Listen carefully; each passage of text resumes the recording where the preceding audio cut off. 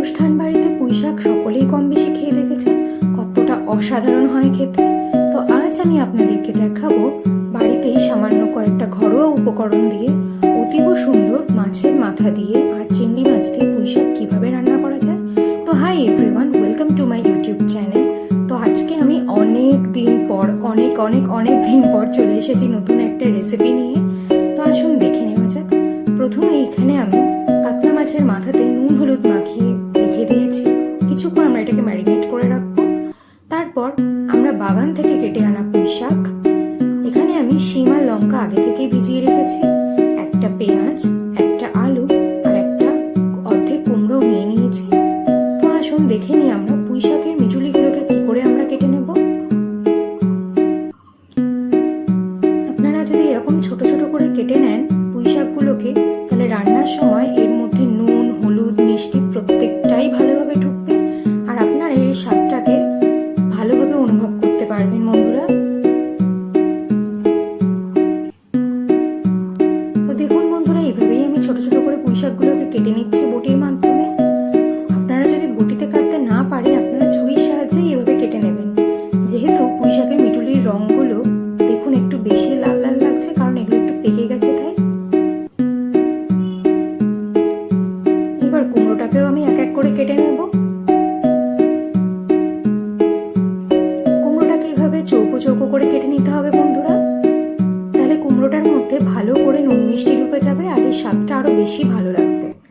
যে কোনো চচ্চড়িতেই আপনারা যদি আলু দিয়ে থাকেন তাহলে সেই স্বাদটা আরো দ্বিগুণ বেড়ে যায় আর চচ্চড়ির ঘনত্বটাও পারফেক্টলি হয়। এরপর আমি একটা টমেটোকে এখানে কুচিয়ে দিয়ে নিয়েছি আর পেঁয়াজটাকে সরু সরু করে কুচিয়ে নিয়েছি। পেঁয়াজ আর লঙ্কা আমি এখানে আলাদা একটি পাত্রে তুলে রেখেছি।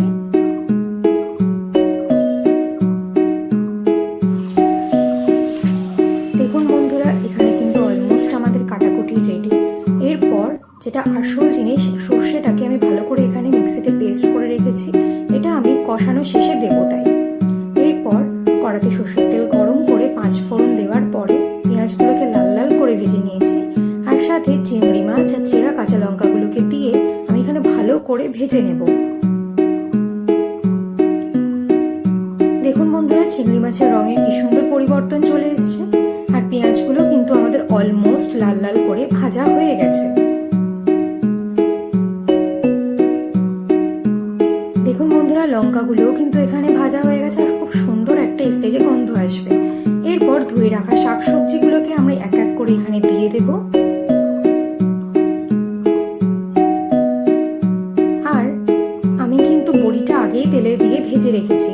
বড়ি যদি আপনি পুঁইশাকের চচ্চড়ি বা যে কোনো চচ্চড়িতে দেন তাহলে এর স্বাদটা কিন্তু আরো দারুণ আসে, অসম্ভব সুন্দর লাগে খেতে। এরপর আমি স্বাদ মতো নুন, আপনারা যেরকম পরিমাণে পুঁইশাক নেবেন সেরকম পরিমাণে নুন ব্যবহার করবেন।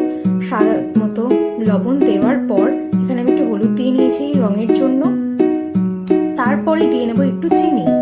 আমি এই স্টেজে চিনিটা ব্যবহার করে নিয়েছি যাতে পুঁইশাকটা নাড়াচাড়া করার পর ঢাকা দিলে সেদ্ধ হওয়ার সাথে সাথে চিনিটাও যেন প্রত্যেকটা সবজির মধ্যে প্রপারলি ঢুকে যায় আর যাতে স্বাদটা আরো দারুণ লাগে। আমি এখানে ভালো করে সবজিটাকে নাড়িয়ে নিয়েছি, ভালো করে মিশিয়ে নিয়েছি এখানে। এইভাবে কিন্তু বন্ধুরা আমাদের হালকা হাতে ভালো করে মিশিয়ে নিতে হবে। ব্যাস, এই স্টেজটা হওয়ার পরে আপনাদের খুব একটা বেশি কাজ নেই। এরকম ভাবে হালকা হাতে বারবারে নাড়িয়ে নিতে হবে আর আমাদের লক্ষ্য রাখতে হবে যাতে গ্যাসের ফ্লেমটাও আমরা একটু লো টু মিডিয়াম দিয়ে রাখি, যাতে এটা কড়ার নিচে লেগে না যায়। এরকম ঢাকা দিয়ে দিয়ে আমাদেরকে ভালোভাবে কষিয়ে নিতে হবে। দেখুন বন্ধুরা, পাকা মিটুলির জন্য পুঁইশাকের কালারটা কি সুন্দর লাল চলে এসছে। এভাবে আমাদের ভালো করে কষিয়ে নিতে হবে। পুঁইশাক রান্না কিন্তু আপনাদের একটু ধৈর্য ধরেই করতে হবে যাতে স্বাদটা সুন্দর আসে, একেবারে অনুষ্ঠান বাড়ির মতো। এরপরে যে সর্ষেটা আমি বেটে রেখেছিলাম সেই সর্ষের পেস্ট আর ভাজা বড়িটা আমি এখানে দিয়ে দেব, দিয়ে এটাকে আমি ভালো করে কষিয়ে নেব। যতক্ষণ না এটা থেকে তেল ছেড়ে দিচ্ছে আমাকে এভাবেই কষাতে থাকতে হবে আর লক্ষ্য রাখতে হবে যেন তলাতে লেগে না যায়। আপনাদের তরকারির টেক্সচারটা কিন্তু এরকম একটু মাখা মাখা আসবে, যেরকম অনুষ্ঠান বাড়িতে ছ্যাঁচড়াগুলো হয় একটু মাখা মাখা টাইপের। দেখুন বন্ধুরা, এখানে কিন্তু আমার অলমোস্ট কষানো কমপ্লিট। আমি তাও ভালো করে একটু নাড়িয়ে নিচ্ছি যাতে নিচে ধরে না যায়। এরপর আমরা এই স্টেজে একটু জল ব্যবহার করব। যেহেতু এটা পুঁই শাকের চচ্চড়ি, তাই এটাকে আমাকে একটু শুকনো শুকনোই রাখতে হবে, তাই সেই পরিমাণে আমি জলটা দেব। দেখুন বন্ধুরা, এখানে কিন্তু আমি অতি অল্প জল ব্যবহার করেছি। আর আপনাদের কিন্তু চচ্চড়িটা কষাতে কষাতেই সবজিগুলো অনেকটাই সেদ্ধ হয়ে যাবে।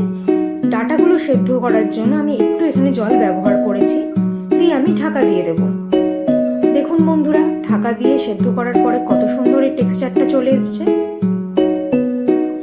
আর সরি বন্ধুরা, আমি এখানে একটু দেখাতে ভুলে গেছি, এই স্টেজেই কিন্তু আপনাদের ভাজা মাছের মাথাগুলো অ্যাড করে দিতে হবে, দিয়ে ভালো করে কিন্তু সেটাকে নাড়াতে হবে। আমি সেই ক্লিপটা নিতে একটু ভুলে গেছি, তার জন্য আমি ক্ষমা চেয়ে নিচ্ছি আপনাদের কাছ থেকে।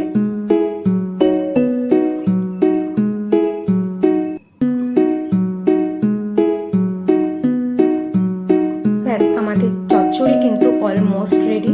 আপনারা এটাকে গরম গরম ভাতের সাথে পরিবেশন করবে, এটা অসাধারণ লাগে খেতে। আপনারা কিন্তু বাড়িতে বানিয়ে আমাকে কমেন্টে জানাতে ভুলবেন না কেমন হয়েছে। অবশ্যই আমাকে জানাবেন। আর আমার রান্নাগুলি যদি ভালো লেগে থাকে, একটি করে লাইক দিয়ে আমার ভিডিওগুলিতে আমার চ্যানেলটিকে সাবস্ক্রাইব করে আমার পাশে থাকবেন। দেখুন বন্ধুরা, কি সুন্দর লাগছে দেখতে চচ্চড়িটা। তো আমাকে কিন্তু জানাতে ভুলবেন না কেমন হয়েছে।